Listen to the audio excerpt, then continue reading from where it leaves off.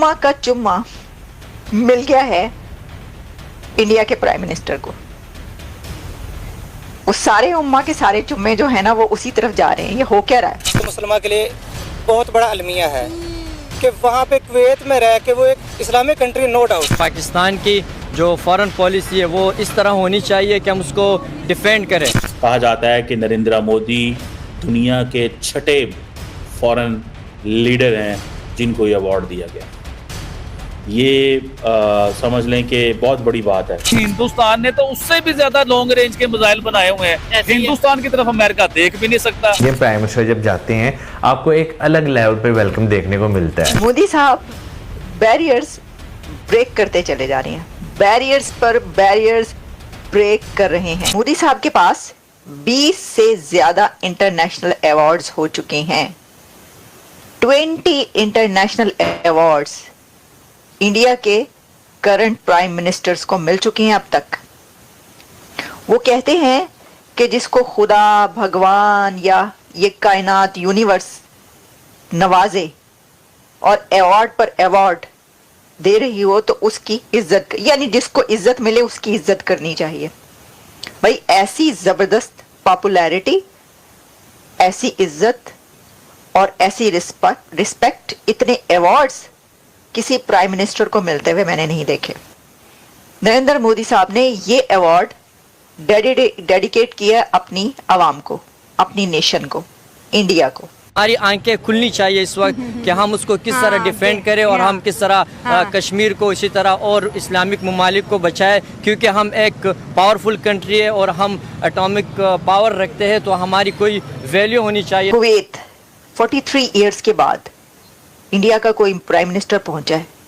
ऐसा लग रहा है कि वो इंतजार कर रहे थे, कुवैती इंतजार में बैठे हुए थे कि मोदी साहब आए तो सही, किसी तरीके से पहुंचे तो सही यहाँ पर। जैसे ही वो वहां पर पहुंचे उन्होंने चीफ गेस्ट बना दिया उनको गल्फ कप का। साथ ही जो है वो उन्होंने हर तरह का मतलब एक जबरदस्त किस्म का इस्तकबाल किया। फिर क्राउन प्रिंस से लेकर सबने मुलाकातें की। और मुस्लिम देशों में अब जहाँ कभी इंडिया पहुंचा नहीं था, आज इंडिया वहाँ पहुंच रहा है। ऑफ कोर्स ऐसी ही बात है कि उसने अपनी फॉरेन पॉलिसी को और साथ में एज अ लीडरशिप वो एक बहुत अच्छी तरह से मूव कर रहे हैं। अगर पाकिस्तान अपने आप को खुद डिफेंड नहीं करेगा तो जाहिर सी बात है, अगर भारत हमारा उसको दुश्मन कहते हैं तो वो तो अपना फायदा उठाएगा। तो आप क्या मानते हैं भारत को कि वो पाकिस्तान का दुश्मन मुल्क है? भारत ये तो शुरू से चले आ रहा है कि 1948 से 47 से कि वो हमारा दुश्मन मुल्क है। जो जॉइंट एंड ऑफिशियल स्टेटमेंट आई है दोनों मुल्कों की तरफ से, उसमें बड़ी लंबी चौड़ी जो है ना वो स्टोरीज लिखी गई हैं। और एक तो यूएन रिफॉर्म्स के हवाले से बात की है। यूएन रिफॉर्म्स जो है ना वो कुवैत का मसला नहीं है, इंडिया का मसला है। ठीक है ना जी। सो इट मीन्स कि Kuwait supports India's membership in the security council.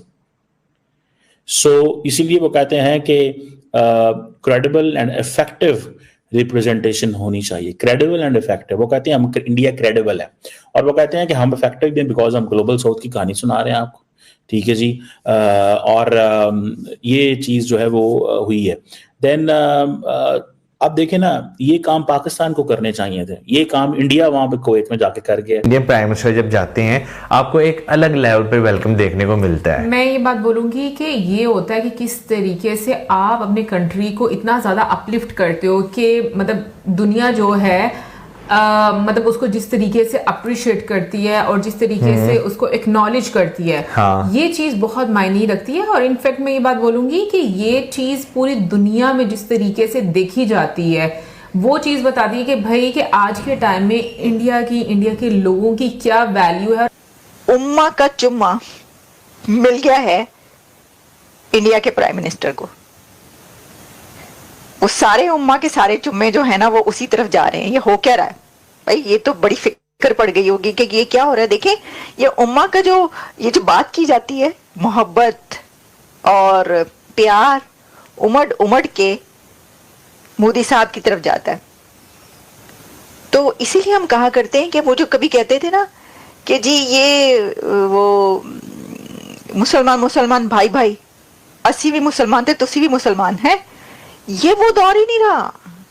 ये दौर नहीं रहा भाई। अब ये दौर है इकोनॉमी का, ये दौर है ताकतों का, ये दौर है अपने आप को ऐसा बनाकर दिखाने का कि लोग आपकी इज्जत करें। तो सबसे पहले उम्मत मुसलमान के लिए बहुत बड़ा अलमिया है कि वहाँ पे कुवैत में रह के वो एक इस्लामिक कंट्री नो डाउट, और वहाँ के लोग ये जानना चाहते हैं कि इंडियन मजहब कैसा है, हिंदू मजहब कैसा है, और वो हिंदुओं के बारे में सर्च कर रहे हैं।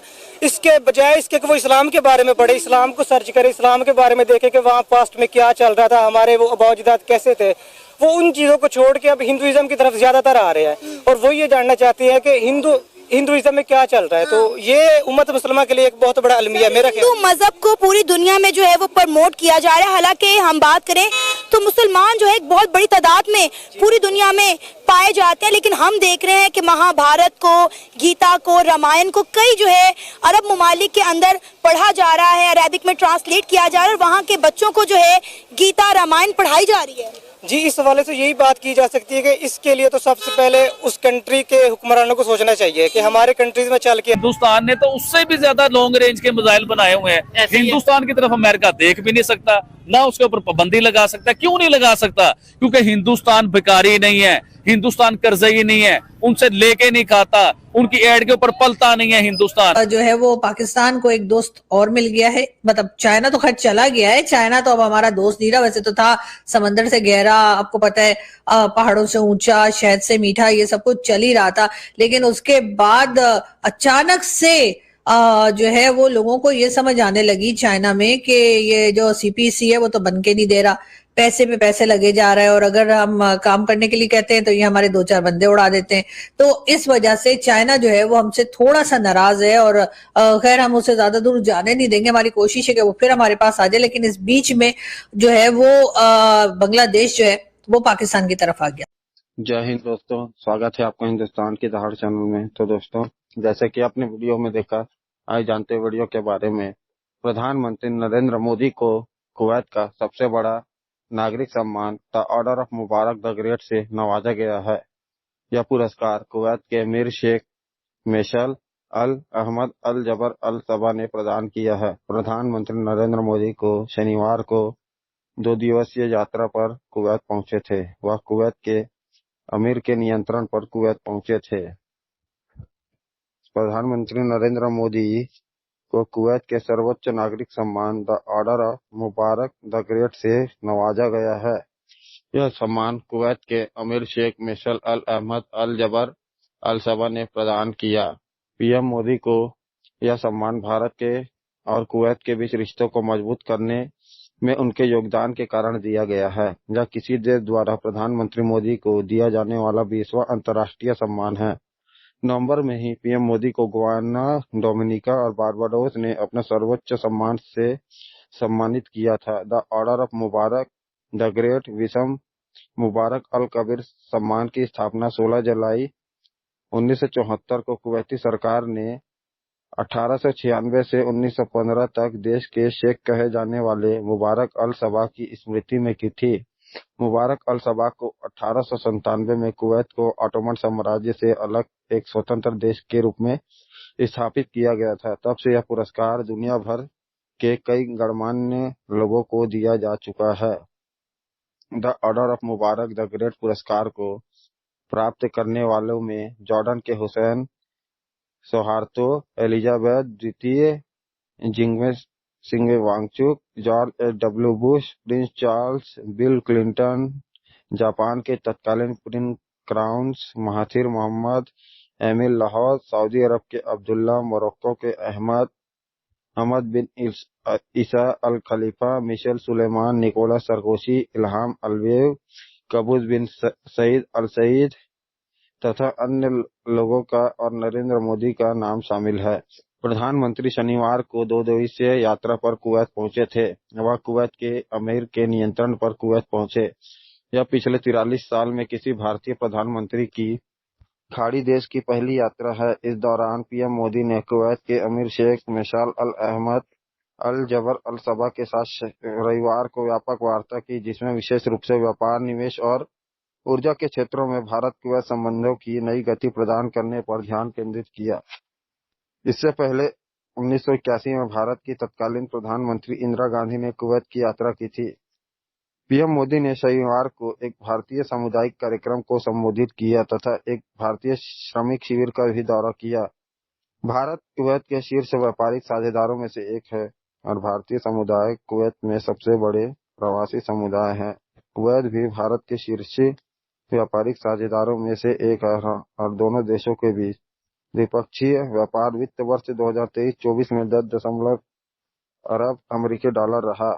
कुवैत भारत का छठा सबसे बड़ा कच्चा तेल आपूर्तिकर्ता है, जो देश की ऊर्जा आवश्यकताओं को 3% तक पूरा करता है। तो दोस्तों, अगर आपको ऐसी वीडियो देखना पसंद है और चैनल को सब्सक्राइब करें तथा वीडियो को लाइक करना ना भूलें।